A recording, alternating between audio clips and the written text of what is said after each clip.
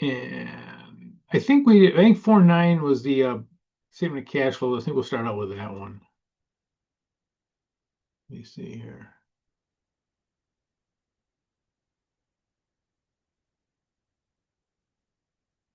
Yep. I know some of you guys have turned this in already, but we'll kind of go through this again. And this is similar to what we did before, a little bit different format, but let's see here, anything different? Well, let's just jump right in. Okay, statement operating cash flows. What do we start out with?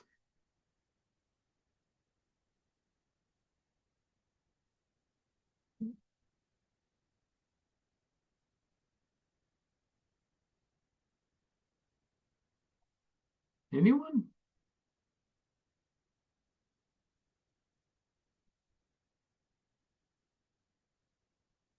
Net income? Yep. Yeah, so net income,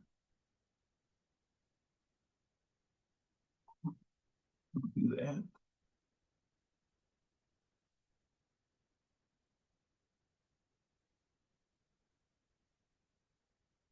So we start with our net income.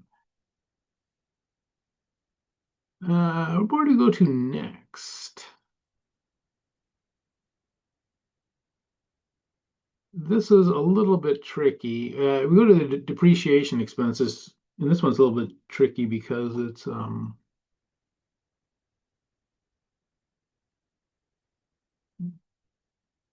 depreciation expense. It's somewhere in here.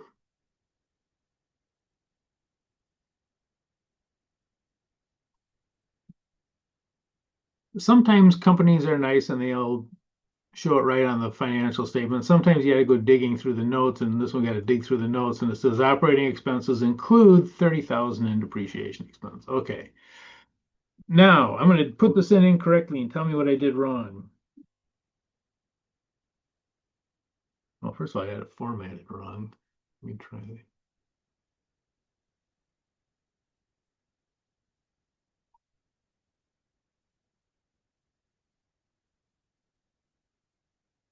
What's wrong with what I put in here for the depreciation expense?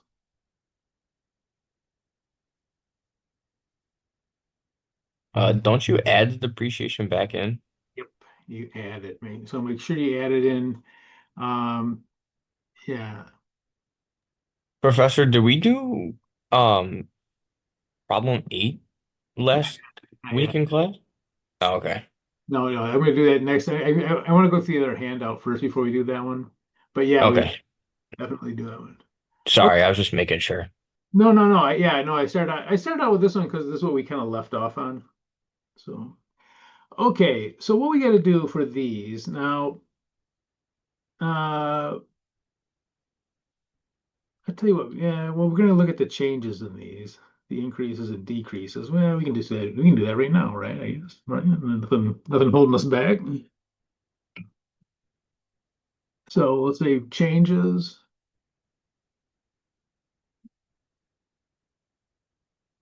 So cash. Now I'll leave that to the end, but accounts receivable, we can do the change in that one. So that one, what did it do? Oh.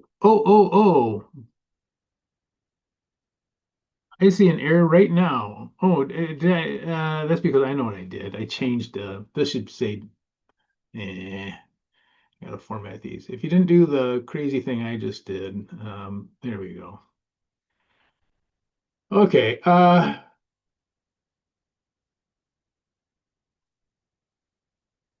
so let's see, the accounts receivable increased. Accrued liabilities. Those are like I don't know if we talked about that. Accrued liabilities are like payables that are not on the books. Like if you owe employees, you're not going to have a payable. Um, there's no documentation with it, obviously. But so accrued liabilities are the same. They're things you owe, but they're not necessarily accounts payable, and that there is no one sent you a bill or anything. Okay, we have to figure out though which one of these are assets and which one of these are liabilities because it's going to make a difference. Accounts receivable, asset or liability? That's an asset. Asset. Accrued liabilities. I'll do this one. It's a liability. I don't know if we have to put it in. Uh,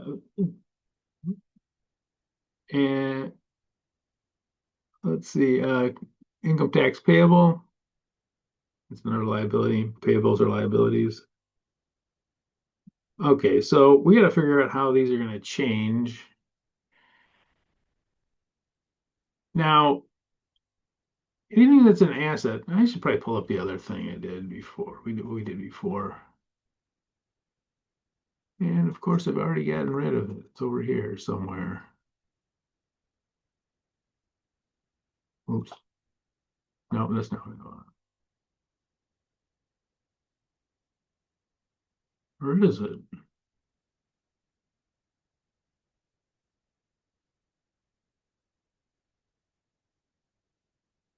Did I not save it? You're kidding me.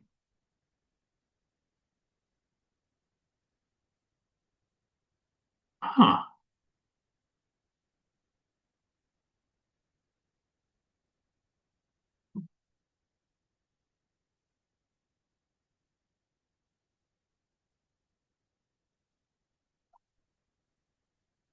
No more place.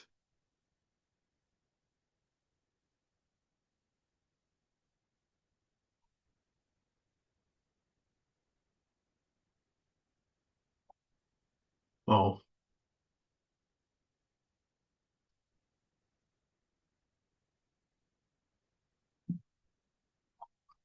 Well, you know what? I think I can just pull this one up anyways, because this one will have it.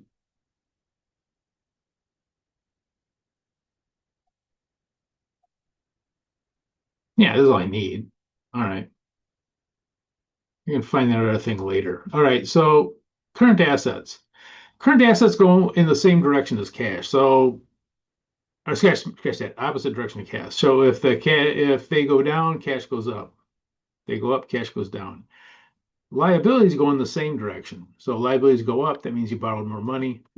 Um, and if they go down, that means you paid them.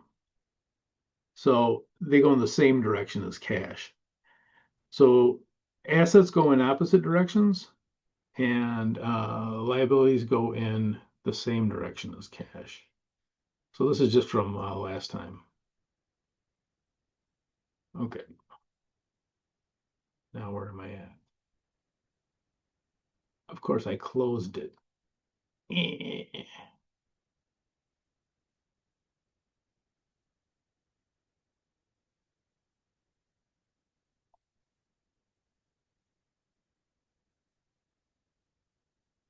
I already have it open. Okay. So let's see. So accounts receivable, it's an asset. So this is going to go in the opposite direction. Okay, so I'm going to put this over here. So this is accounts receivable.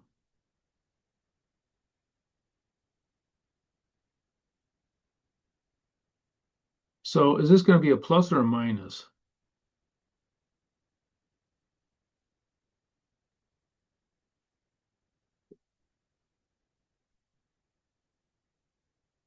So it's an asset, and the assets go in the opposite direction as the cash. So when we look at the cash for this,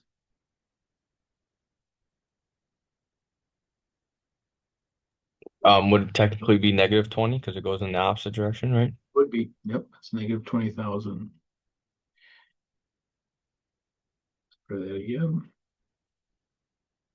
Yeah, and here's what you could think about it as far as accounts receivable. We had sales, up here sometime somewhere in this surface revenue up here, we had sales of, whatever, and there's 20,000 in that was not collected. There's an extra 20,000 that was not collected in cash. We didn't collect 20,000 of that. So our cash is actually lower. So we have 120 is sitting in here somewhere, but we didn't collect it in cash. So we're going to take it out. Okay, liabilities. accrued liabilities. When we owe more people money, that means that we must have borrowed more. And when you borrow more money, your cash goes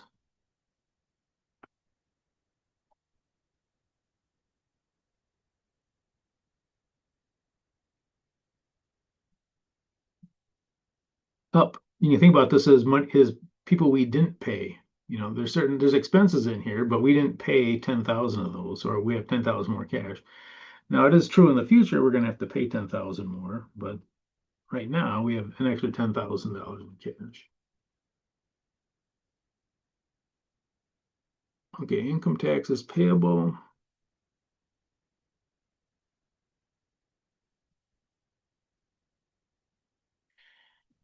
And they went down, so what happened to our cash?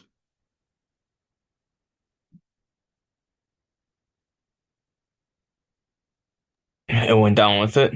Yep. Yeah, the only way liabilities go down is if you pay them, so we must have paid $5,000 for. Is that it? Let me go through here and see if there's anything strange in here. Long-term investment, dividends, no, it's not yet, blah, blah, blah. I think we're done with that section. Okay, so this will be our operating cash flows, net operating cash flow, I should say. Where's my auto sum?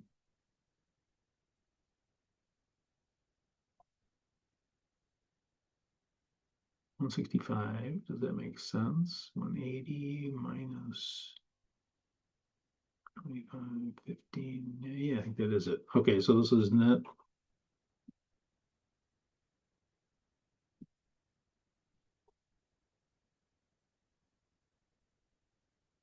And let's make that spectacular.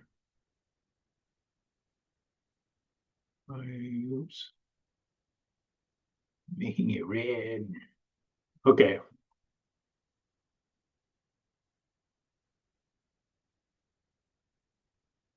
Investments. Now, they don't show us the investment account here, but they give us some information. Long-term investments were sold for $50,000 in cash.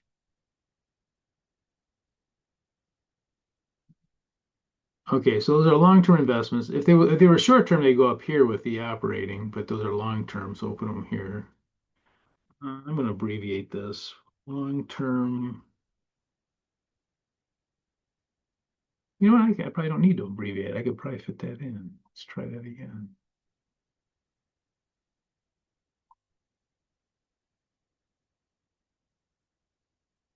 Oops.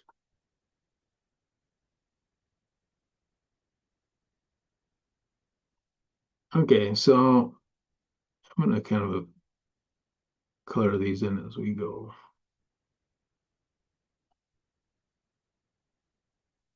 Okay. So long-term investments were sold at $50,000 in cash. Is our cash going to go up or down?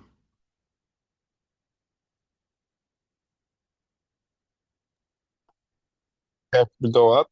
Oh, yep. 50,000. You probably don't need to put this in since there's only one thing there. Oops. I'm going to put it in just because I don't know why. Net, no, don't do that. Net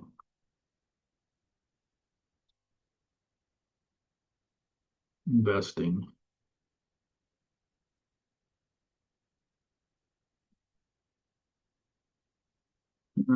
50,000. And if you're questioning, do we really have to do that? No, you don't. You can just leave it at 50,000. Okay, financing cash flows. This one's a little bit, can be a little bit tricky. And the term that's a little bit tricky is issued. Bah! And it's huge. Why is it so big? I must have done something wrong here.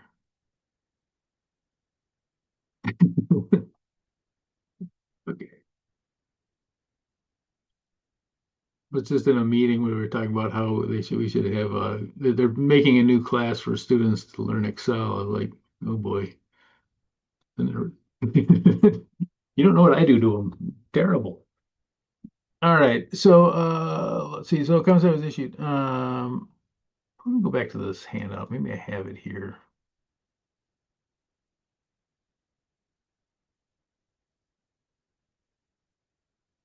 Okay, yeah. So coming down here, it's this one is kind of what we're looking at. Oops.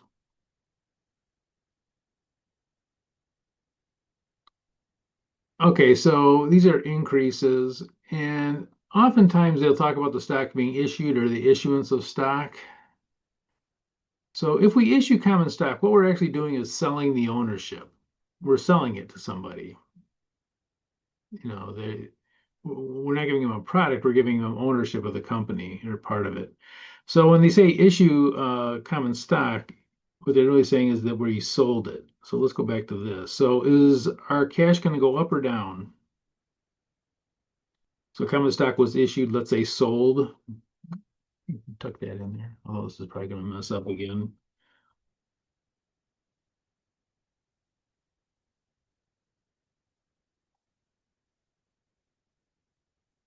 Is their cash going to go up or down? Would it go up because we sold the stock, so we get the money? Yep, that's exactly it.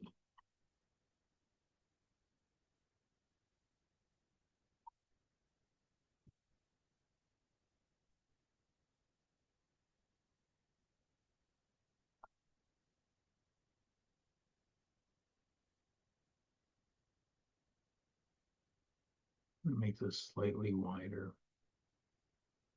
Okay, so it'd be 100,000, I think it was.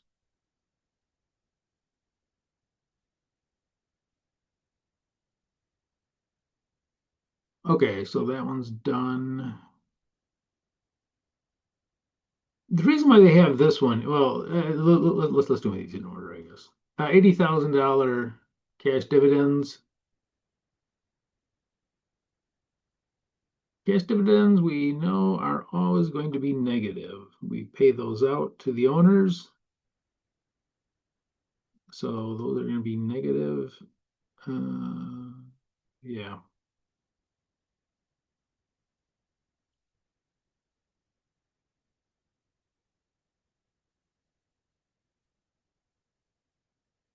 It is possible that the dividends are not cash. It could be stock dividends. In that case, they wouldn't be on here.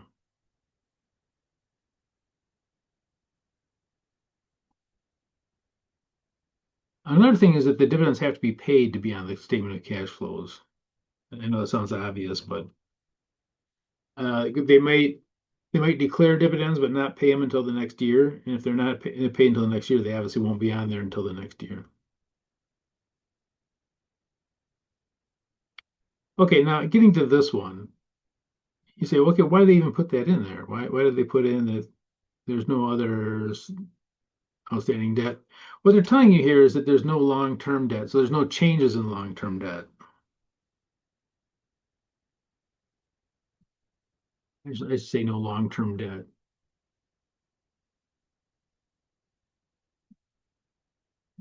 Yeah, or even if they had long-term debt that it didn't change, that would also be, you wouldn't do anything with it. So, if you're wondering, well, why did they even put that in? That's, so there's no confusion. We have liabilities here, and what they're telling us is that those are the only liabilities. There's no long-term debt outstanding other than, well, there's no debt outstanding other than this. Okay, so this will be our net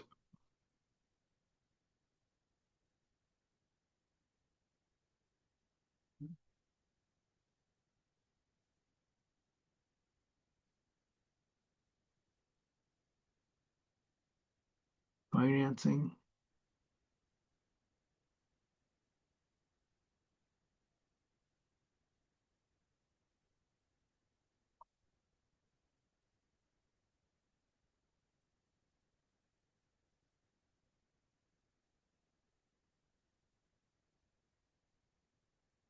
Okay, so I am going to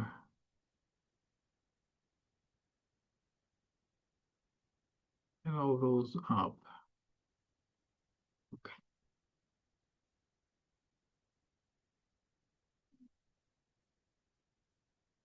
And by the way, you don't have to do the test out. Yeah, I can't think of how I have it.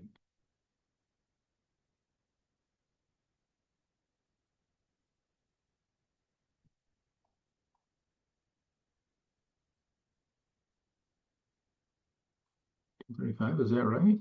No, let's take a look here. So our cash, let's look at the change in the cash. The cash went from, hey, look at that. See? The cash changed by 235. That's good because that's what we have here. So 235 plus the beginning cash was 70. And if we add those two up, we should get the ending cash. Okay.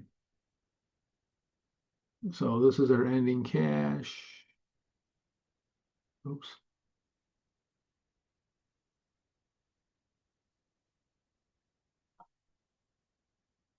And you'll notice that it's the same. Maybe if I back up a little bit. A little more. Okay. So we want to, and this is what the entire thing is about, are these the cash changed by 235,000 and people want to know why. Okay, well, they can look at this and they can see that the operating cash flows were 165. Investing were 50 and net financing was 20. I think I told you guys in the past that these two kind of go together usually. This one's a little bit, 50 and 20 isn't exactly the same, but a lot of times these will be what funds the long-term investment. The financing will fund the investing side. Operating cash flow are usually used to keep the operation going. And another thing you'll notice, and this is you'll find with most companies, is that the net operating cash flows is usually higher than the income. And you'll see companies that year after year will have, it's not they'll even have losses, but they'll have a positive cash flow. You say, well, how can they have these losses every year? How come they're not going bankrupt? Well, because they have cash. And and companies don't go bankrupt because they run out of income. They go bankrupt because they run out of cash. And there've been companies that have lost money for years that are still going and they're still fine.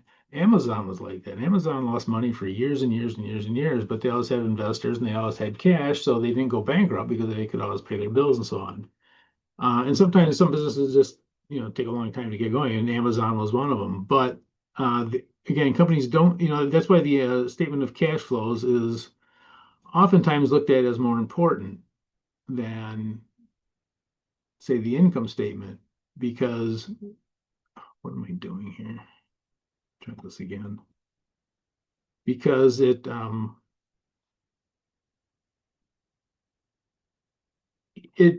pay people with cash. You don't pay them with income. You keep the doors open with cash. And there are companies that are profitable that went back up. Oh, I think I had most of you guys in my other class where I showed the um called the Anthony case. A profitable company that went through fraud and it went bankrupt even though it was profitable. Huge company, by the way, Fortune 100. Okay, so that's the statement of cash flows. So you get something like that on the test. It'll be very similar to this, maybe a little bit different. I think I might put something else in the. I think I also have purchase of long-term investments on the test, which you can sell them. There's money coming in. If you purchase them, there's money going out. So on the test, you can expect to see a purchase of it. I think that's the only significant change I made. I'll take a look at it before I send it out. I think I changed accrued liabilities to accounts payable.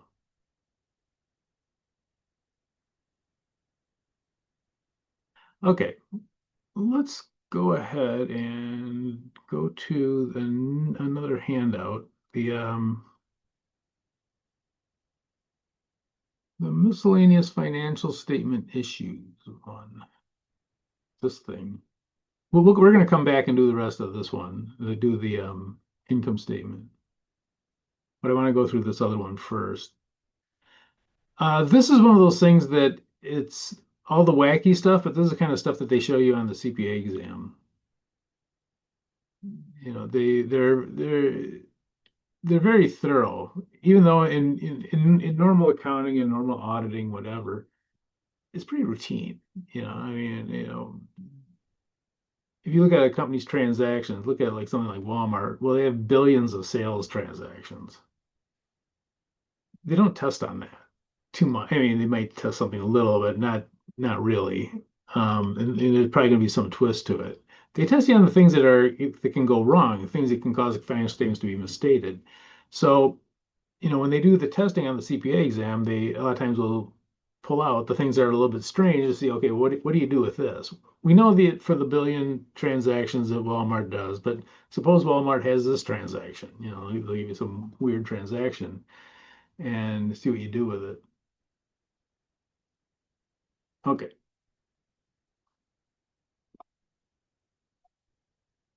Uh, so examples of material and unusual events. There's a background to this. In the past, these were called extraordinary items and they were listed separately. I'm talking about like 10 years ago. These used to be put separately apart from the income statement. Now they're generally included in it for the most part. So these are things that in the past, they would break them out separately and they break them out because they say, hey, these things are so strange, you're not going to see them again. You know, something really strange happened, you know, and you know, we had an earthquake, you know, and or whatever. And so they would be broken out separately. The problem was that companies were putting way too many things in it. And what I mean by that is they're trying to separate things out. You know, anytime something bad happened, they would put it as an extraordinary item so they didn't have to include it in the net income.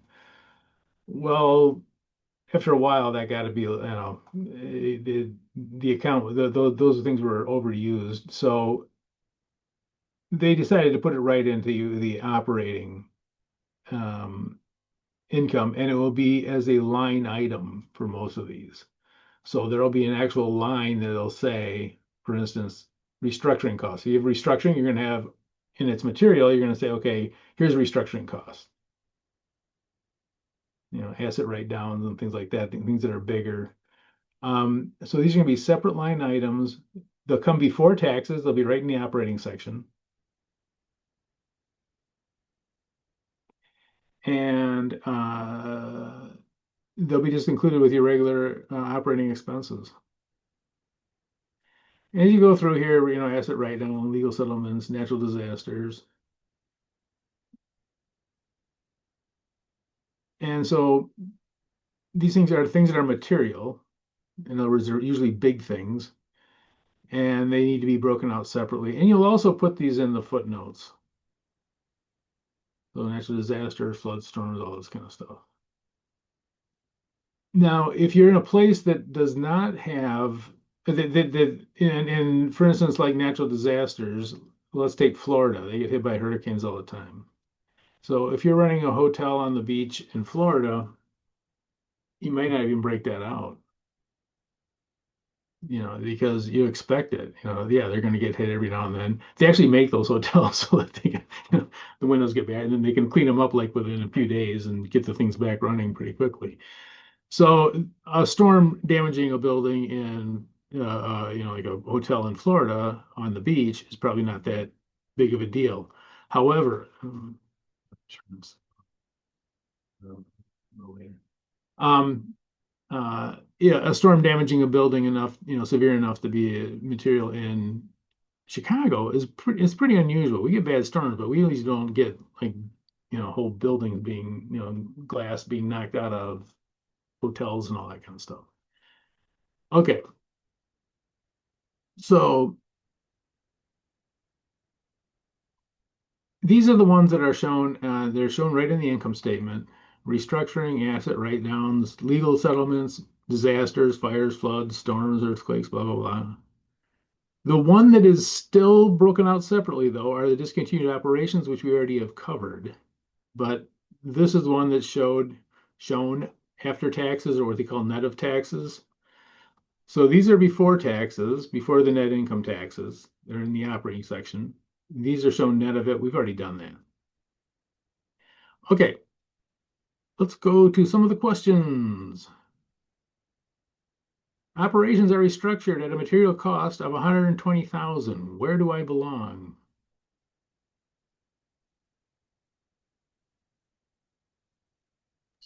That would be operating expense. Yep. Operating expenses. Let's make it green.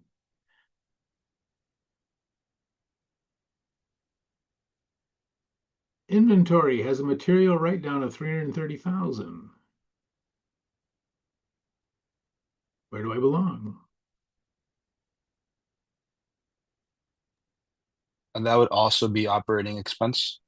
Yep. Okay, inventory has a immaterial write-down of $1,200. Where do I belong?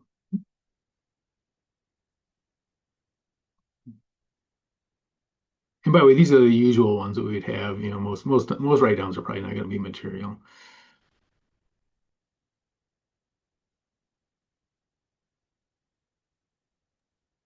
It's another write down, so I think operating expense. It could be there's actually a little bit of a funny one in that if it's immaterial, it could go anywhere. You know, but truthfully for inventory, usually you would write that down to cost of goods sold. But you know, the absolute 100% honest statement is if it's immaterial, it doesn't matter where it goes. You know, if they put it in operating expenses, it wouldn't matter because it's immaterial. But usually, if you have a write down of inventory, cost of goods sold is your inventory, where inventory goes through. You go, okay, sometimes it goes up, sometimes it goes down, whatever, and we just write it off through the cost of goods sold usually. But immaterial things, you know, by definition, they're not material. It wouldn't matter to the average reader of the financial statements whether they were in the correct spot or not. But truthfully, like immaterial write-downs of inventory usually go right through cost of goods sold. If they get big enough, we have to separate them out, you know, and put them into the operating expenses. And that's to show the reader, like, look, this is a big thing that happened. You know, this is, and for all of these, we're really looking at things that are material. We're looking for big things. You know, we're not looking for little things that happen. These are big things that you have to tell the reader, hey, by the way, pay attention. You know, these are big things. Okay, let's get out here. Comprehensive income. This is a new one for us, I think. I don't think we did this before. I don't think it was on the other ones. Okay, there are two. Oh, any questions on any of these? Okay, so big stuff is going to go through the operating expenses. Little stuff that the honest answers, they could go anywhere, but usually for this one, the inventory would probably go through cost of goods sold.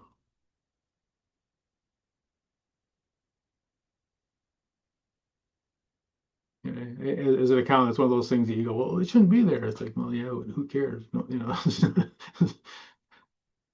Okay, comprehensive income. I think I may have mentioned this. There's two different ways you can do it. You can add it to the bottom of the income statement, or you can break it out as a separate comprehensive income statement. So there's actually, you could have two different income statements. One is irregular income, and the other one is comprehensive income. And comprehensive income are things that they're usually big, they're usually material, and they can usually have a drastic effect on on the net income. And there also many times these things they'll reverse out. Yeah, for instance, one of them is foreign currency exchange gains and losses. Well, sometimes the foreign currency goes up compared to the US dollar, sometimes it goes down. So, year by year it could flip from one to the other. It could be a gain this year and a loss next year and a gain the following year and so on and so forth. And when investors are looking at the income, those ups and downs are going to, cancel each other out over time usually. And what you don't want to have is someone look at the finance statements, oh my gosh, they lost all this money. When really it's a foreign currency exchange thing. You still have the foreign currency, that hasn't disappeared. The cash in the United States hasn't disappeared. It's just there's this fluctuation there. Or the opposite. They think, oh wow, look how profitable they are. They're making tons of money. And then you go, oh wait, it's all these foreign currency translation gains or whatever that have nothing to do with how the company is run. It's just a change in the value of the currency. Okay, so and I'm gonna on this one I'm gonna use it as if we're gonna put it at the bottom of the income statement. And what we do is we tack these on the end of the income statement, and they are put on the books as other comprehensive income items. The very bottom. Like discontinued operations, these come after discontinued operations, by the way. So after discontinued operations, you'll have these, and these will be shown net of taxes. We'll take the tax out. They do not go through the income statement. They are not part of net income. They are completely separate from net income. Comprehensive income is in net income. Scratch that. I said that wrong. Discontinued operations are in net income. Comprehensive income items are not. So these are not in net. Let me write that out here.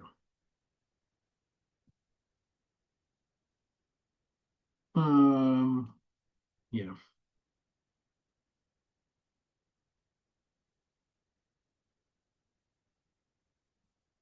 So these other comprehensive income items, and by the way, you might say, why do they say other? Well, comprehensive income items include the normal stuff on the income statement, but these are ones besides those that are on there. So anyway, these are not included in income. Now, a fair question is, well, we have a double entry system, right? You can't just say, okay, these are, let's say we have a other comprehensive income item that's a gain. Okay, if I put that on the books, what there has to be another side to it, or else the balance sheet isn't going to balance.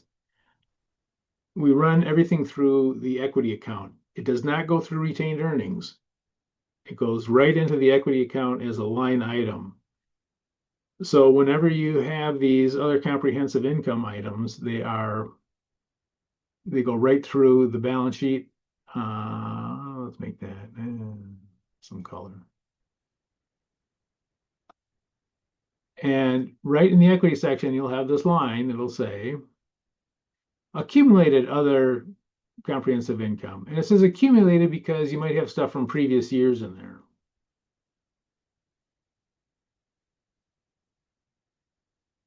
What's on the tacked on the bottom of the income statement will be from the current year. You might have stuff in there from previous years. Okay, so it does not go through net income. They are shown net of taxes, and they're shown on the other comprehensive income in the equity section. They do not go through retained earnings.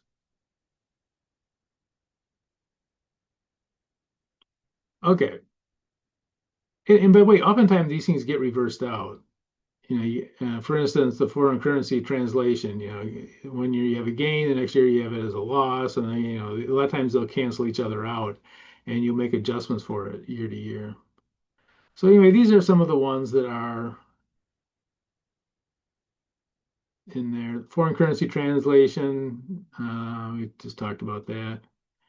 Cash flow hedges, those are similar to the foreign currency ones. They're financial interest instruments, and oftentimes they are used for securing the payments of other through other things.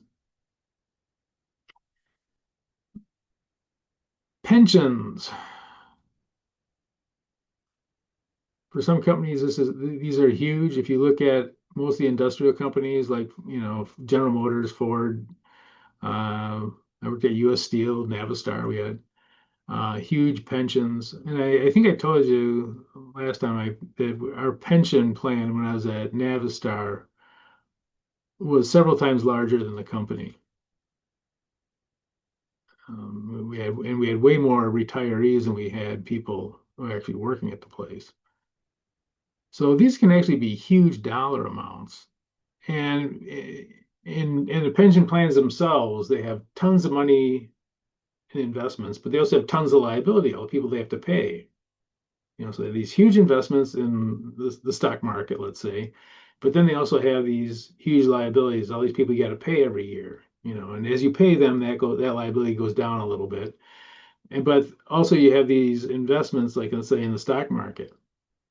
Now, if you have billions in the stock market and the stock market goes up, you could have billions in gains, or vice versa. The stock market drops, you could have billions in losses that have nothing to do with your company, and those are actually there for to pay for those pension costs. But you could have these huge dollar amounts that could swing one way or another. And here's the one I really don't. I wish they would not do, but hey, we're doing it anyway. So unrealized holding gains on available for sale, which is a special kind of debt investments. And it's a quirk. It's a carryover. We used to do this with all investments. We'd go through other comprehensive income. Now it's the only one left are these debt investments. So if you buy the bonds of another company, it's possible you have this other comprehensive income. And these are unrealized holding gains. And you say, well, what's an unrealized holding gain? An unrealized holding gain is when the value of something, gains or losses, is when something changes in value, but you haven't sold it yet. For instance, stock. You have a stock at the end of the year, and the price of the stock may have gone up or down since you bought it. Right? You may have a gain or a loss, but you haven't sold it yet. Those are unrealized losses or gains. Until you actually sell it, you're not going to have actual gains or actual losses. So, changes in the market price will trigger these unrecognized gains and losses. Going back to these debt securities, if the market changes and the value changes of those, then and if they're classified as available for sale, which is a specific classification, then it goes through this comprehensive income. I say it's strange because this whole unrealized gains and things that we used to have are not. We still have them, but they just get run through the income statement for everything else, except for these debt securities. One of the funniest things is that when they redid all those rules years ago, it was originally designed only for banks. And through the rule process, they started saying, okay, well, maybe everybody should follow these rules, not just the banks. So, okay, then that kind of gains, some steam, and they said, okay, we will have to do it for everybody. By the time they got to the end, it was for everybody except the banks. So what was originally started out to cure a banking problem, the rule that came out was actually the banks were exempt from it. So it's kind of a strange, I feel like the darn banks mess things up for us. But anyway, this is still a leftover from that. The unrealized holding gains for available for sale for debt, so like bonds, investments. Okay, let's take a look here. A foreign subsidiary is purchased during the period, and a foreign currency gain is recognized for 36,000. The income tax rate is 25%. There are no previous comprehensive income items. How would this impact the following items? Okay, so this is a foreign currency gain. How would this impact the net income?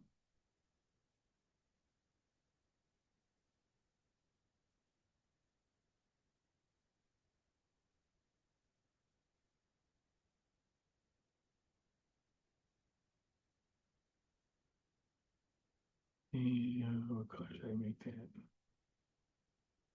Wish I had more colors here. Ah, and it's not just that they, not just that they have, but so many of these you can't even see through them. All right, well, let's try something different. And these are, of course, invisible. I'll just leave it. Okay. How much of it goes in net income?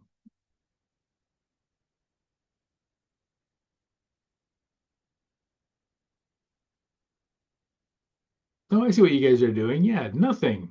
You give me, yeah, zero. It's not going to be in net income. These are other comprehensive income items, so the net income impact is zero. Okay, we have to take out the taxes for this, so 36,000. What do I do this?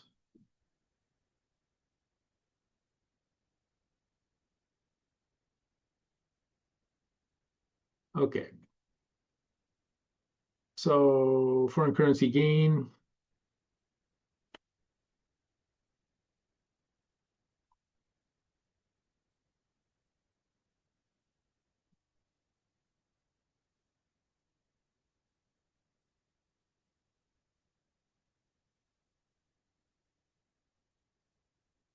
Is 36,000.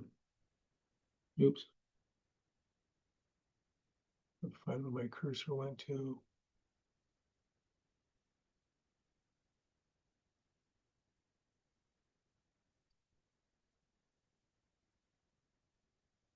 We got to take out for taxes. These are showing net of taxes.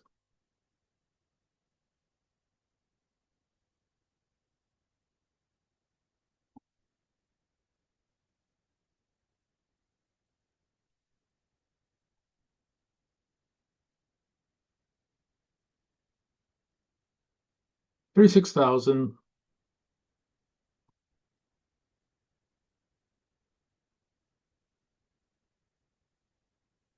6.25 equals, I guess that's 9,000, right?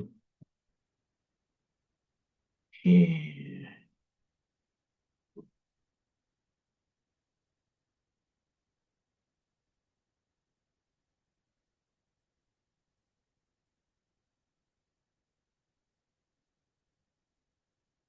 $9,000. Okay.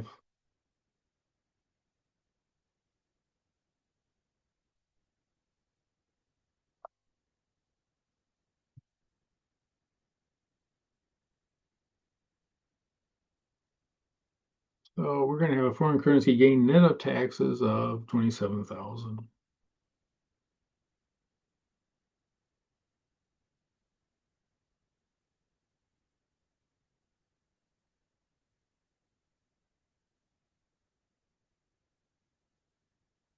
And that's what we're going to put in down here.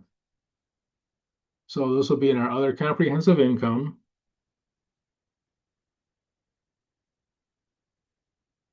And this will be on our balance sheet section. This will be in the oh,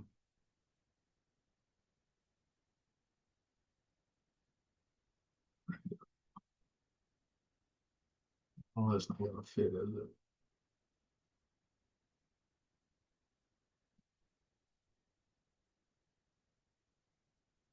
This will be in the equity section under, oops.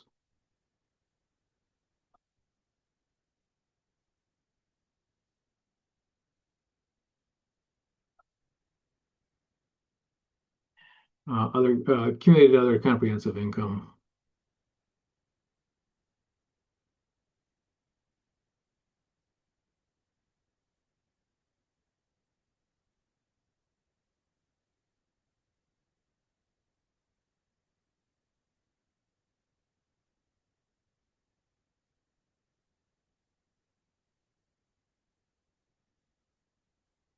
Okay. This is the last one. Prior period adjustment.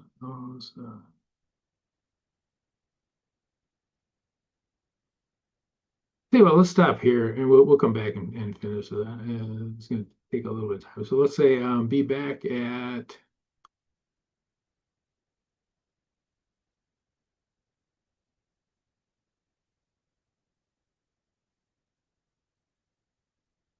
what time is it? 2:55. So 3:05.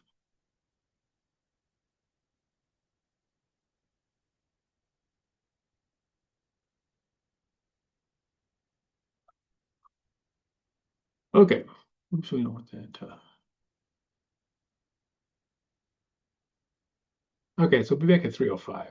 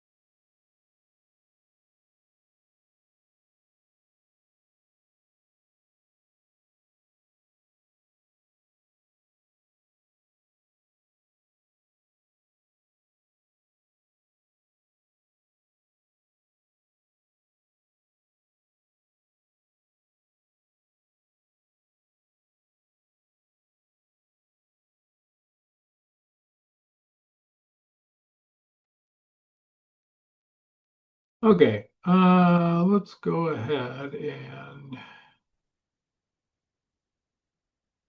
well, first of all, let's go ahead and get some more space for me here. Okay, prior period adjustments.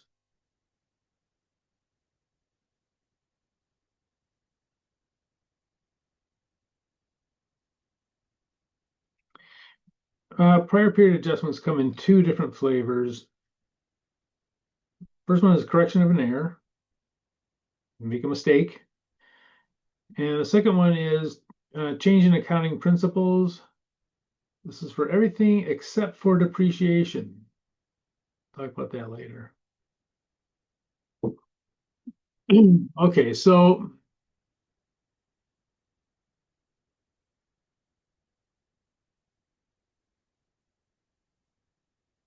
prior period adjustments means how come I'm looking like I'm in the corner when I'm not? Prior period adjustments. This is when you have to go back and restate things for prior periods. And again, the two things that they do that with are errors. You find an error in the financial statements. You go back and you restate the at least the outcome of it, which I'll talk about in a second. And for those things, and when you change accounting methods, and changing the accounting method could be you change from one method to another, one GAAP method to another because it's better for it more suits your company. It could also be if they come out with a new standard, which they do all the time, and sometimes, and so when they come up with a new standard, you actually have to go back and restate, going back those prior years. And when you show, especially when you show comparable financial statements, you're going to have the new standard in there. So, and those are quite common. So going back, these prior period adjustments, adjusting for the prior periods, for continuity, for instance, let's say that you went from straight line method of depreciation to whatever, units of production. You would have to restate that from 1 year, if you showed 2 years of income statements, you would have to show that using the new method, the units of production method, or else it wouldn't be comparable. You'd be apples and oranges. You have two different things. So anyway, going back now, here's the thing though, when it comes to using the wrong mouse for the wrong computer, when it comes to restating, for instance, let's go to the example here.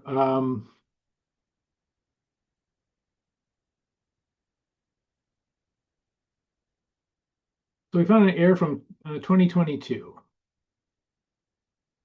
a land account, and the land account had their fees totaling 100,000 that were expensed instead of being added to the cost of the land. So whatever these, I don't know, whatever they are, they should have been added to the cost of the land. They were expensed. Now they're expensed in 2022. And we can't jump in the time machine, go back and change 2022. But notice how all revenues and expenses go through retained earnings. Let me write that in here.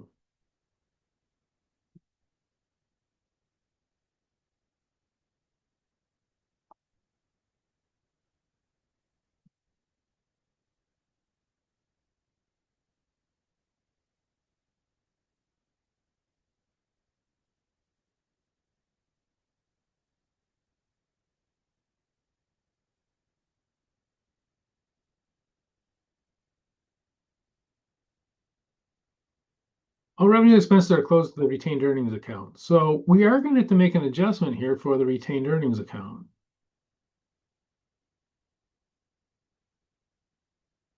Now, we do not do anything in the current year. This error didn't happen in the current year. It happened is a correction of an error. The error happened previously. So we're not going to correct the current year. So the impact on the current year will be 0.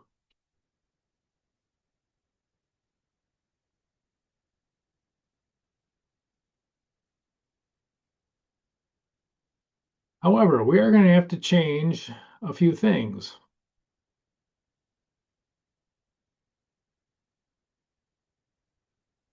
the land account should have another 100,000 in it.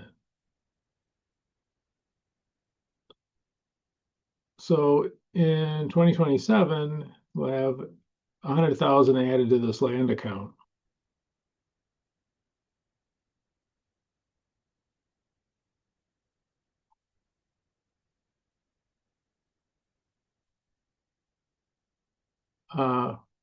I'll do the journal entry for this in a second. So we'll have $100,000 added to that account. Retained earnings will have a $100,000, what they call a prior period adjustment. Oops, try that again.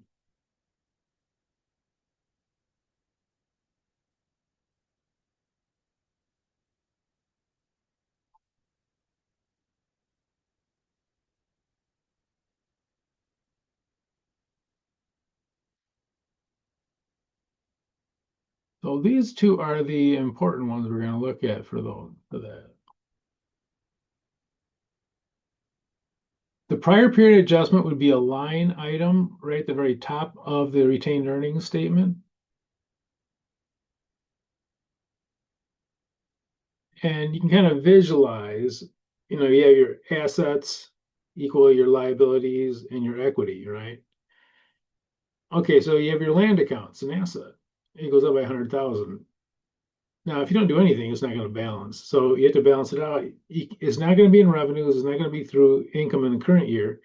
So what we do is we go right to the retained earnings statement in equity. So land is going to go up by 100,000. The retained earnings statement is going to go up by 100,000. We're basically saying, okay, we took 100,000 out, whatever, 5 years ago. We got to put it back in because it was wrong. But anyway, so that's how it's gonna balance out. So it's gonna go right through retained earnings because it's a prior period. We're gonna go back in time basically, and we're gonna correct what we need to correct, to get the financial statements up to where they should have been. And so that's gonna be land increased by 100,000, and retained earnings will increase because there's actually $100,000 in expenses in those retained earnings that shouldn't have been there. So we're going to add it back to the retained earnings also. So prior period adjustments are run through retained earnings for any of the things we had to be corrected for the past, but they go back through prior periods. And again, this is for everything, anytime you have an error or if you change accounting methods. So errors or change accounting methods, and the one outlier is depreciation. Depreciation is funny. It's kind of much ado about nothing. There's no cash involved and stuff. But anyway, so that's a prior period adjustments. They're basically there for errors and changes in accounting principle. Again, with the lone exception being depreciation methods. And a question would be, well, what do we do with the change in depreciation methods? Okay, hey, good question. We're going to do it next. Changes in estimates. Virtually anything that goes through depreciation is going to be considered a change in estimate. It could be the lifespan, could be the residual value. Oops. Hey, okay. It could also be the depreciation method. And this is a very strange one because if you go from, say, straight line to double declining balance or something like that, you say, oh, wait, that's a change in accounting principle. It is, but for depreciation, we run it through a change in estimates. And the next question says, well, who cares? What do why does that matter?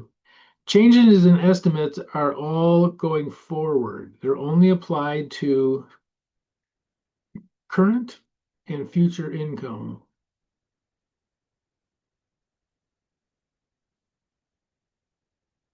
We don't go back. We don't go back to 2002. We only go forward.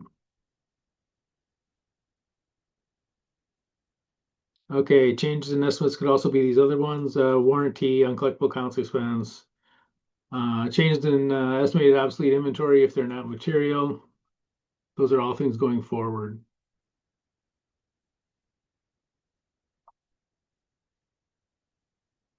Okay, and here is our problem. Equipment was purchased on January 1st, 2021 for $200,000. The equipment initially had a lifespan of 10 years and estimated residual value of 0. Okay. So we start out with 2021. So we're in 2027. Beginning of 2027, we look at it, we go, oh, you know what? It's going to last for 14 years. It's going to last for 4 years more than we thought it was going to last for. Question is, what do? You do not go back in time and correct it. You don't go back in time and do the 200,000 divided by 14. You stop at the current time that you have and you see what is left to depreciate and then go forward. All right. So this is what we have in the books so far. Oops. Oops. So we paid 200,000 for it. We've gone through 6 years. We took out 2020, 2021, 2022, 2023, 2024, 2025, 2026. So we've gone through 6 years. So we still have, according to the original one, we still have 4 years left. But how many years left do we really have? We've been through 6 years so far. Oops.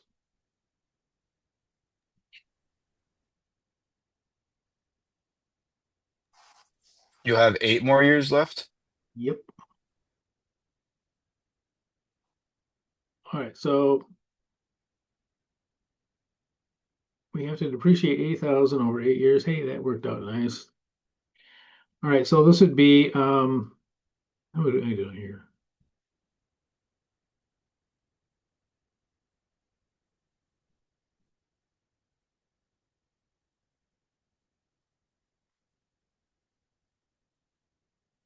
I'll say total life. 14 years.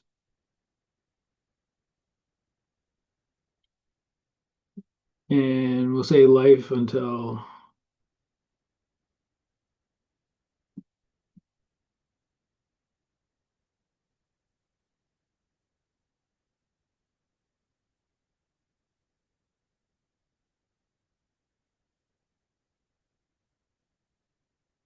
already used 6 years.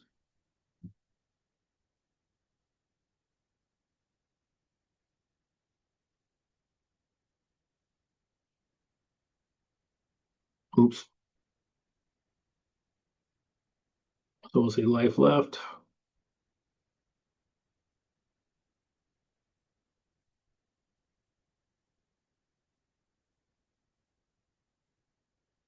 Eight years. Okay. So we have $80,000 left.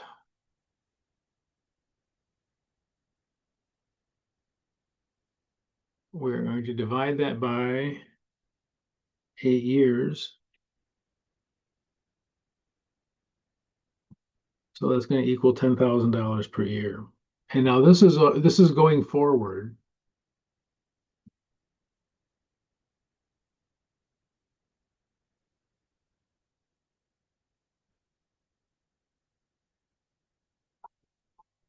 We don't go back in time. So previous year's depreciation expense, 0. We're not going to change it at all. Oh, how would it impact the revised estimate? Oh, 0. I should have written that a little bit better. Current year's depreciation expense would be 10,000. So again, we stop and we say, okay, this is it's going to last us, and we have 8 more years. We got 80,000 to depreciate. We have 8 years, and we're going to just start all brand new. And I guess it is underlined. From here on out, we're gonna go, so it's future oriented only. So that's the difference. Changing accounting principles, we go back in time. If this was a change in accounting principle, if it was considered that and it was depreciation, it would, it would have gone back and restated everything. But it's not a change in principle. It's considered a change in estimate. All depreciation is a change in estimate, whether it comes from the changing the depreciation method or not. But it will only be going forward, not going backwards. So whenever you have a change in an estimate, and again, and by the way, we estimate all kinds of stuff. The life of a machine, we don't know it. We don't have a crystal ball. You can't, you don't know how long that machine's going to last. Okay, well, the previous one lasted, whatever. Okay, that was the previous one. You really don't know. We don't have a crystal ball, so we don't know how long they're going to last. So these happen all the time. And same thing with bad debt expense or uncollectible account expense and all that kind of stuff. It's going to be off. There's no way in the world you're going to guess it to be right exactly down to the day, exactly down to the dollar, the residual value. It's going to be off.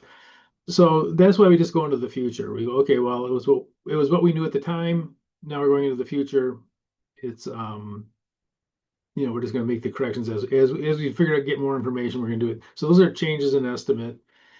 Changes in estimates are always going forward. We don't go backwards with them. The only ones we go backwards with are errors or changes in accounting principles, except for depreciation. Okay, let's finish our last thing for this handout. Professor, Yeah. I had a question on the last one. So how is the current year, like how is the depreciation expense 10,000 if per year it's 20,000? I don't know, did I do the math wrong? I could have done the math wrong. Let me check on that. Where am I? Here. This one? Originally it was 20,000 a year. So the original estimate was that after 10 years, this was going to be gone and it would have been 20,000 per year. And if you think about it, this is what, 6 years have gone by, so they had 4 years left. There was 80,000. If this was for 4 more years, it would have been 20,000 a year if the estimate hadn't changed. But because of this, the life and it left. Put this here. Okay, I'll put an arrow in.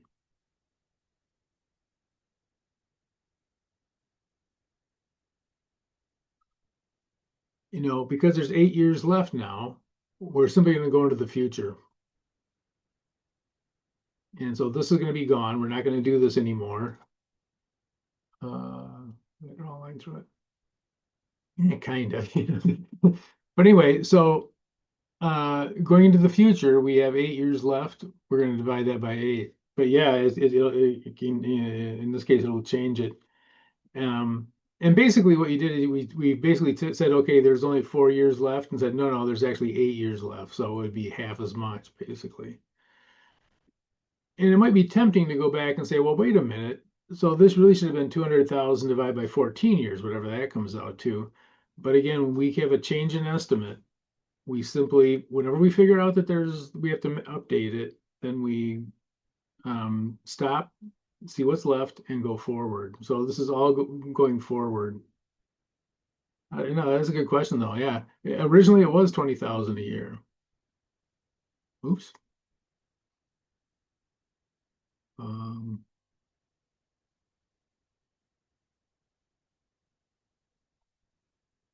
Oh, here we go.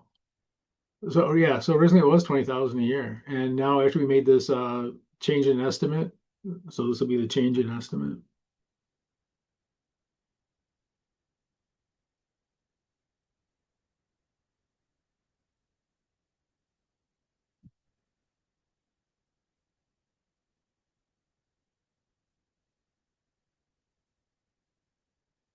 So now it'll be 8 years going forward. Does that make sense? And it is kind of, it happens because again, we originally estimated 10 years. Who knows why? It could have been that we had a previous piece of equipment like this that lasted 10 years, or whatever it was. Maybe that whoever sold it to us said it'll last 10 years, whatever it was. But as time goes on, you go, okay, wait, this is going to last a lot longer than that. It's going to last for another additional 4 years. So, yeah. And by the way, these are things that happen uh, with some regularity. Again, it's almost there's some places that have it down a little bit better. For instance, I would say companies like UPS, FedEx, and all that. When they look at their trucks, they've had enough of them. They've had thousands, tens of thousands of them, maybe even millions, who knows. But they've had, so many trucks in that they are probably much better at it than, you know, someone who has 5 trucks, knowing how long they're going to last for. But anyway, regardless of that, it's whenever you make that change in estimate is um, it's moving forward into the future. There's also this materiality thing too that comes into play, and that is, suppose it went from 10 years to 11 years. Is it worthwhile to go through that? This isn't even a cash transaction. It's depreciation expense. It's depreciation expense, accumulated depreciation. There's no cash involved. We're also looking at, so there'd also be a reasonableness thing that if the change wasn't that much, if the change was small, you may not do anything with it. You say, okay, it's just not material. It's not worthwhile to change it. And there is some of that that goes on, as far as like the bookkeeping and all that kind of stuff, things that are material. And now, just because they're not material doesn't mean we don't account for them. We will still depreciate the machinery. Even if it went from 10 to 11 years, we still, you still have to depreciate it. Like you did. We're not saying you don't do anything with it, but it's how you do it. Can be based on the materiality of it. Wait a minute.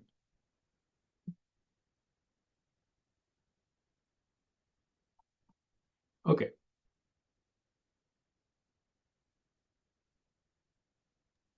This is section 8 now, right? From chapter 4. Yeah. Oh, here, because here's what we have.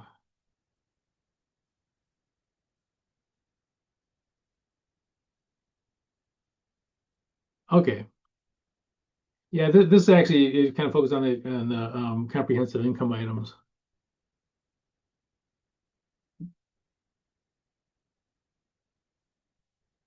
I got this phone. It's I don't know what it is. It's a newer phone, but anyway, it doesn't allow you to turn it off. And the only way you can turn it off is to completely turn it off, basically. Okay, that's my problem. Okay, so multi-step income statement. So some of this stuff is going to be the normal stuff we're used to doing. And then we have a few different ones. We haven't calculated the tax expense yet. So we got to do that one. Well, we'll wait on that, I guess. Okay, let's go ahead and get the ones in we already know. So sales revenue, we'll go with sales revenue. And I just realized these are really big numbers. They're not probably, I got to, yeah, apologize if they're not going to fit on your thing there.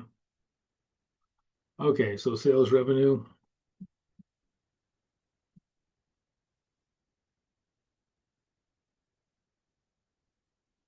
$15 million.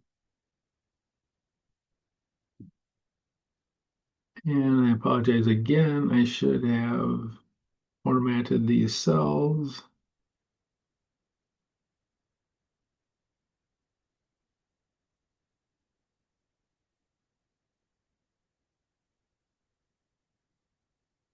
Okay, so if sales revenue coming in, we have cost of goods sold going out. Actually, you can just put them in there. I guess it doesn't really matter too much.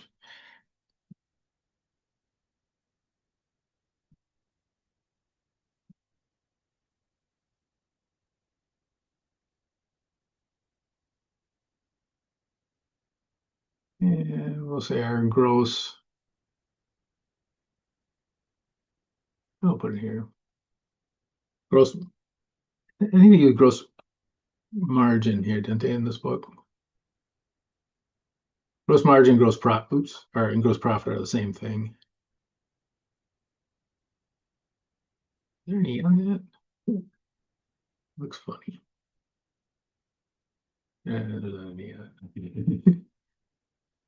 All right. And I stupidly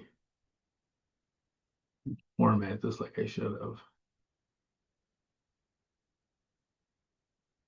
Okay, so here's our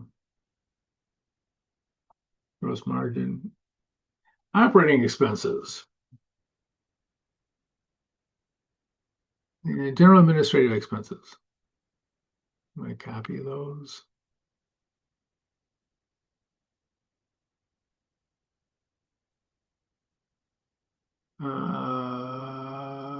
Minus under 1 million.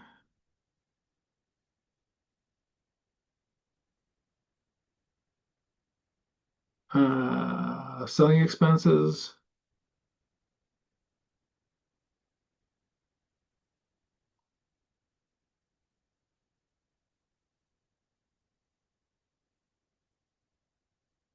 All right. Let's go ahead and put interest expense in. Interest expense will be down here with others.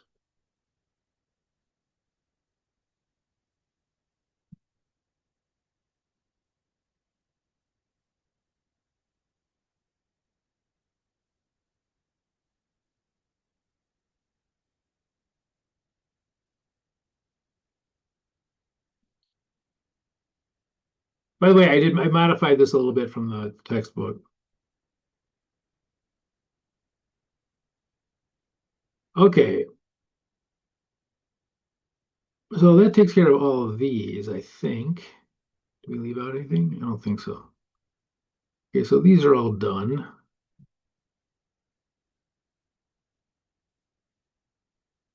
Restructuring.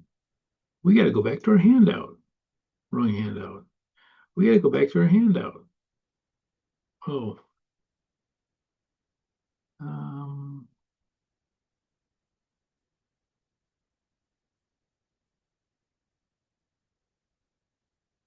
here we go. Restructuring. These are those examples of material and unusual. They go under the operating expenses. So restructuring costs. And again, back in my day, those would be at the very end of the income statement, but now they put them right in the operating section. So restructuring costs will be in the restructuring section, and they will not have any taxes taken out. It's before taxes, so we will put those in right at what they were. So what is that? Restructuring.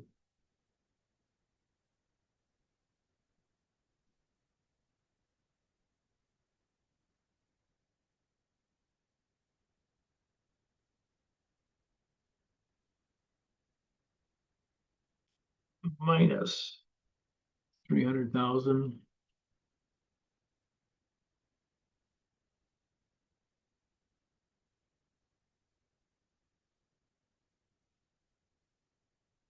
Why did you make those a different color?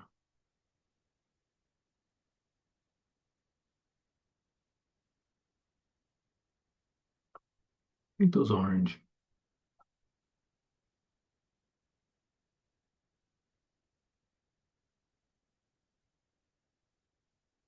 Inventory costing 400,000 is written off as obsolete. This was a material loss. Okay, so this is material. We're not going to run it simply through the cost of goods sold. This comes into the asset write-downs. And again, these are for material things. And this one's for inventory.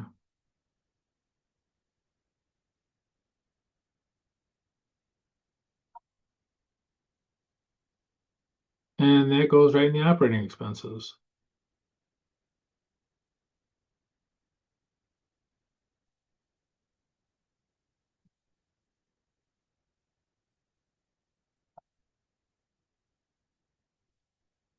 So,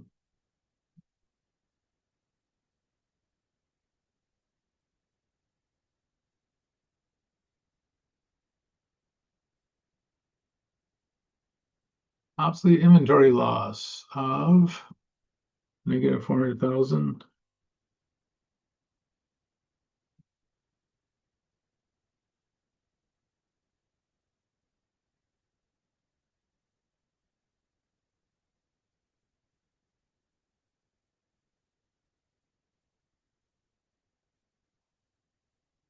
Need more space here for this one.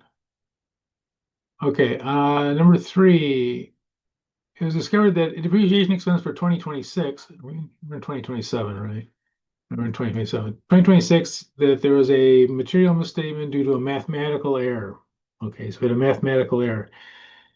This would not, this is a prior period adjustment. It would not go on the income statement.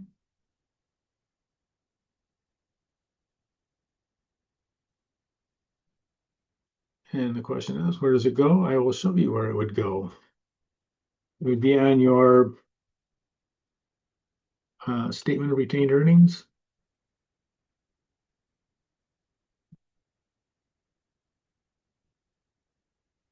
You would have your beginning. Oops.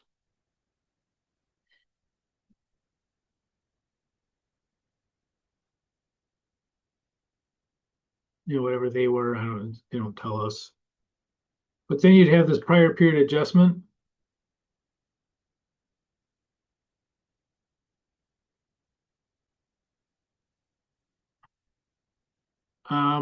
It could be net of taxes, if there was any tax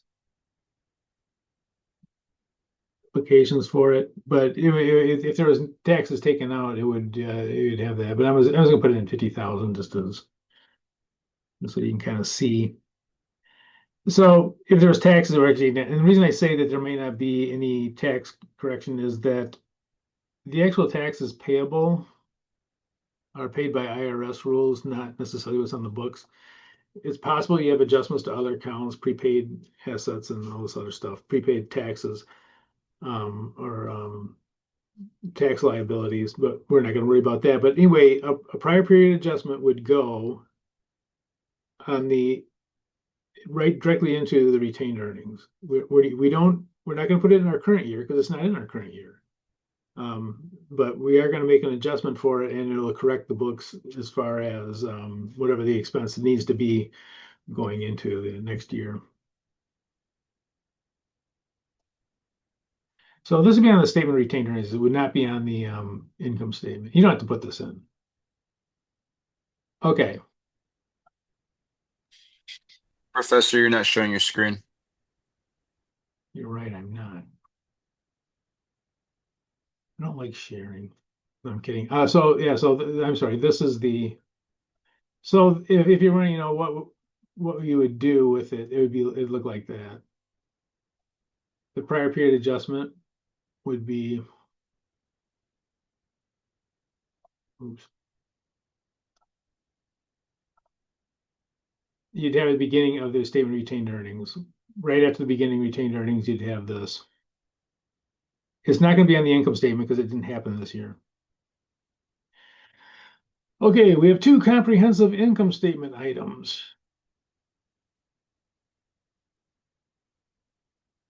I think we're ready actually to do the regular net income, and then we'll do the, do we have any, we don't have any, there are no discontinued operations. Okay, so let's just do our net income first. All right, so we have our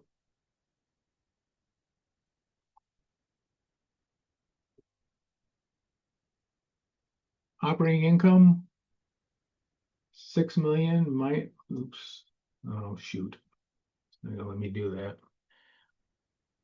You know what, I could just actually change this to unmerge.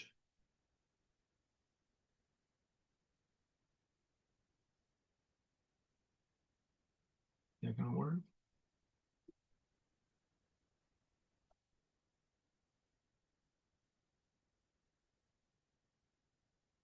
It does.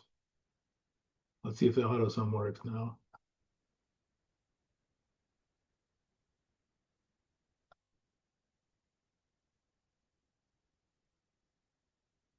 I'm going to check real quick. What is that, 2 million? Yeah, I think that is right.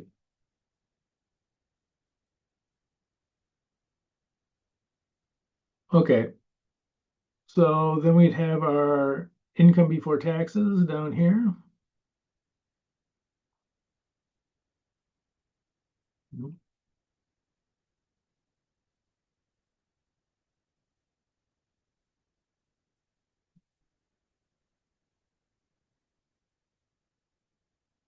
I will change these for subsequent classes. I know it doesn't help you guys.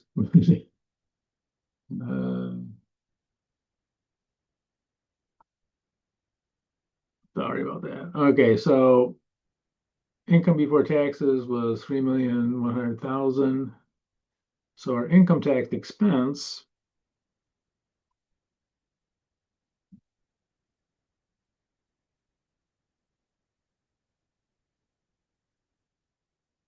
will be 3,100,000. Oops.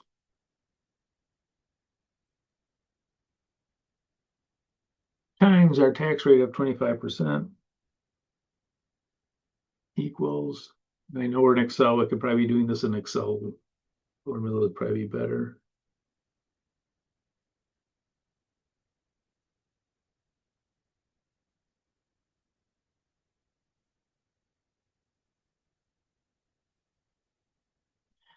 $775,000.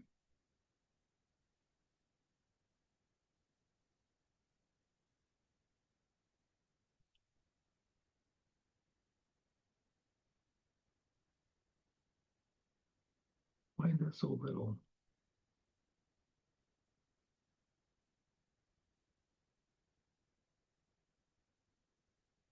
Man, I did not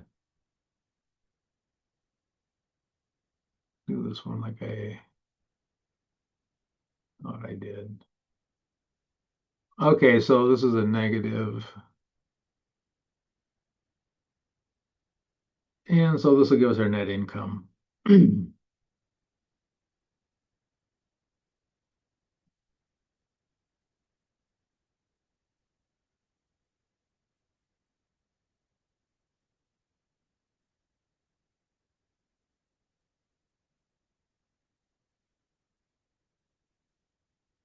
Okay, we didn't have any no discontinued operations, so that was nice. Makes things easier.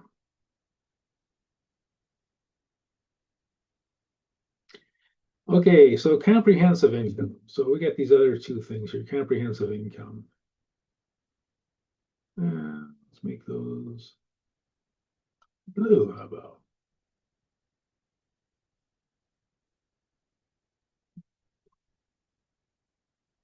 So they had a negative foreign currency translation adjustment. Okay, so this is a loss. Now we're going to have some tax savings out of that because 200,000 we get to write off, so we'll have tax savings of it. And this one we had a gain, and we'll have additional taxes on that one, so it'll reduce that. You find that for everything, whenever they say net of taxes, it's going to reduce whatever it is, it gets reduced. What I mean by that is, excuse me, if you have net income, if it's a positive, let's say you have a gain, when they say net of taxes, you're going to have to pay on that gain. So it's going to reduce your gain, right? Because you have to pay taxes on it. The same thing is true for losses, except in the opposite direction. If you have a loss, that means you're going to be able to get out of paying taxes on whatever that loss is. You know, when you add it up with all your other income, those losses are going to reduce your tax bill by the tax rate. So your losses will actually be less. Taxes have a way of smoothing kind of the income, you know, the more you make, you know, the more you got to pay for taxes, and the more you lose, the less you have to pay in taxes. So it, you know, it shrinks both of those. So whether it's net of whether it's a gain or a loss, is going to reduce that gain or that loss because of the taxes. Excuse me. Okay. Where should we do these? We'll do them here, I guess.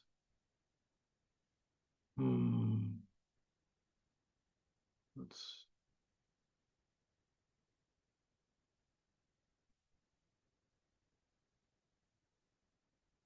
Okay, let's go through. Let's do the multiplication here. Okay, so this would be a negative adjustment. So this is a loss.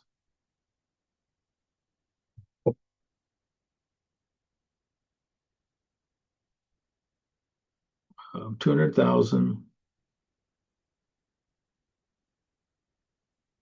times the tax rate is 25%, $50,000 tax savings.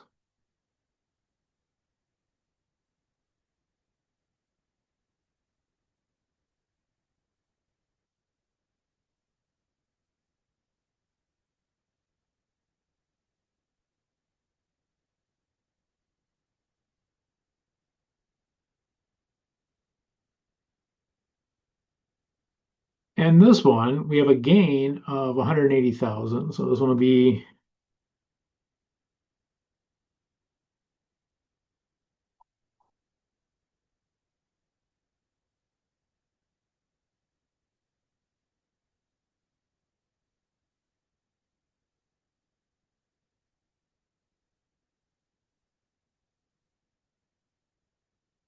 $45,000. I think it's 45,000.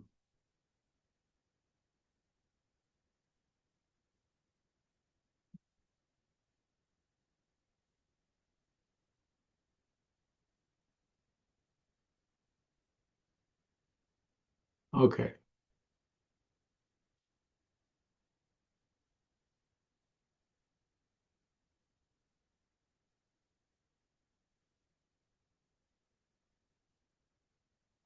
Okay, so I'm going to hit your comprehensive income. So I'm going to say, okay, so foreign currency translation.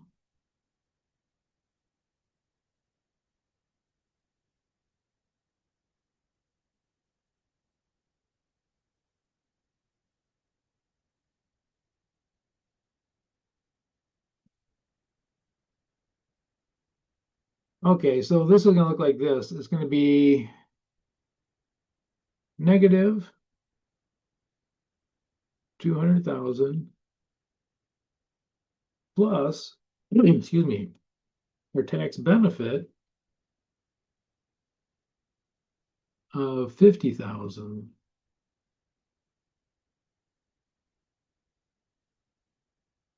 Oh,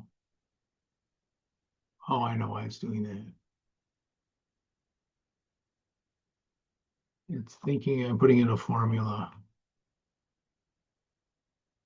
Okay, so the loss really isn't going to be 200,000. The loss is going to be 150.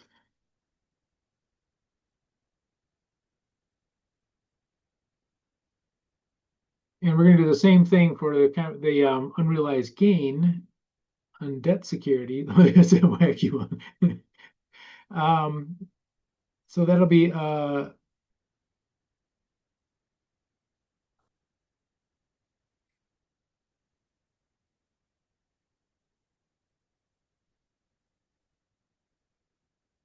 realized gain. We'll say debt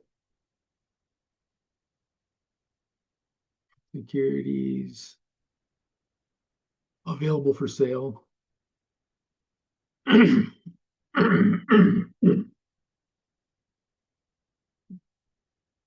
can tell you what that means. Available for sale means that you're not going to hold them for the entire life of the debt, but you're also not going to sell them anytime soon. So these are kind of like medium life debt securities you're going to hold. Okay, so this will be a gain of 180,000. That is not what I wanted to put in.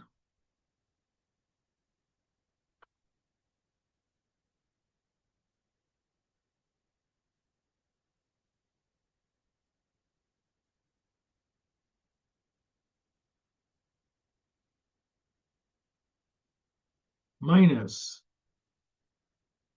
45,000 tax expense.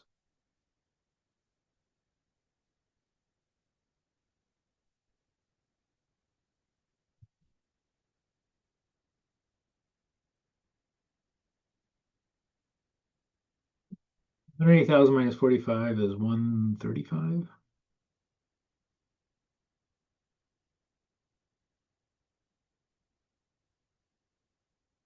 And this would be our comprehensive income. No, maybe shouldn't have made those red.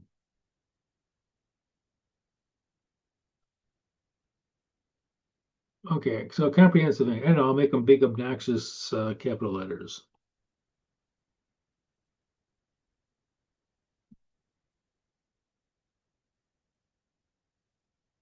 So comprehensive income will be this.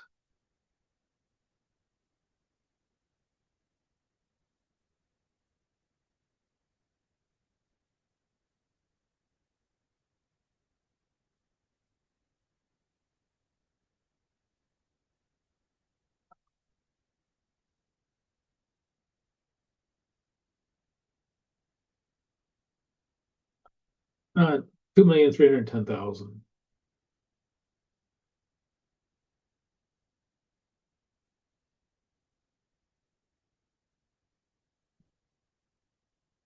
Excuse me. And again, these, and these comprehensive income items, foreign currency translation loss. The next year, this could be wiped out. This could be a gain the next year. It's not that uncommon. And same thing here, these unrealized gain and debt securities available. These are one of those things that's kind of wacky too, because if you hold on to them long enough, all of this disappears for the gains on the debt securities. If you hold on to them long enough, it depends on how long you hold on to them and how long of life they have. And what I mean by that is if there's a bond that matures in 10 years, if you hold on to it for 10 years, you're going to get whatever it matures at. There's not going to be any of these fluctuations. So if it's a whatever $1 million bond, yeah, in the meantime, the price might go up or down, but if you hold, the longer you hold on, if you hold on to it to the bitter end, it's going to be $10 million. So those fluctuations tend to, be greater earlier on, and then as they go on, they'll go down to zero pretty much. Okay. Okay, so I think we can turn in these two. Let me back this up so you can take a look at the whole thing, maybe. I don't know if that's possible.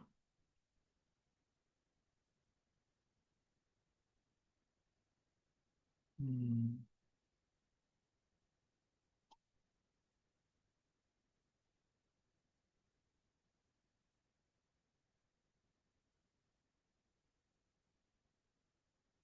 Um,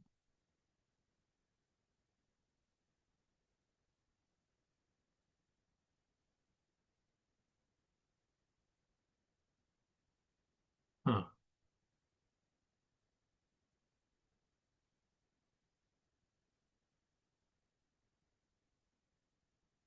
Oh, I want to do that. Okay, I don't know what I'm doing here.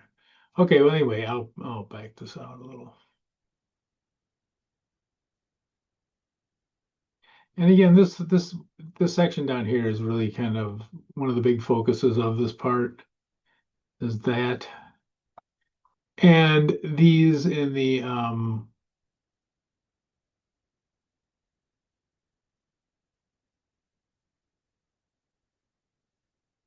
these operating section ones.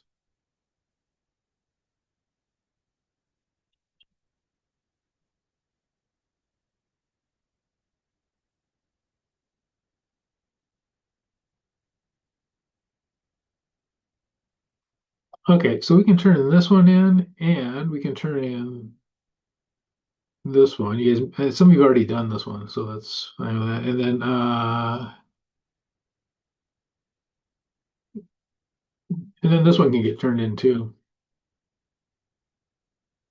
Okay, and so what I'll do is I'll after class, probably tonight sometime, I'll send out the chapter for you. I'm gonna go check and go through and make sure that any of the wacky stuff hopefully is taken care of from this class from the one we just did. But the exam will be something similar to these, I think. We'll put it on there, and maybe one or two different things on there, but for the most part, it'll be something similar to what these are. So I would say these two, these are the two that are going to be similar to what's going to be in the test. You get an income statement and you get a statement of cash flows.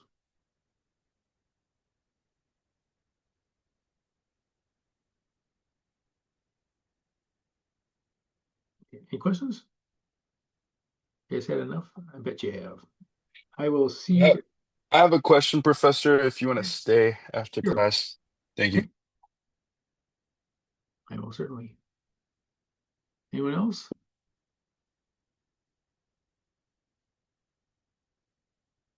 Okay. Well, if I'll see you guys in a week, and I'll be sending out the exams later on tonight. I'll get them out, and I actually have them all worked out. But I want to, after going through this, I want to make sure that I got the formatting right and all that. Okay. All right. See you. Isaiah. Thank you, Professor. Goodbye. Thanks, guys. Thank you.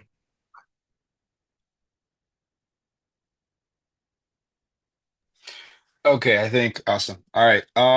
So I see I should have taken a look at this first, but I submitted my exam three a little bit later, but it seems like you graded it already, so I appreciate that.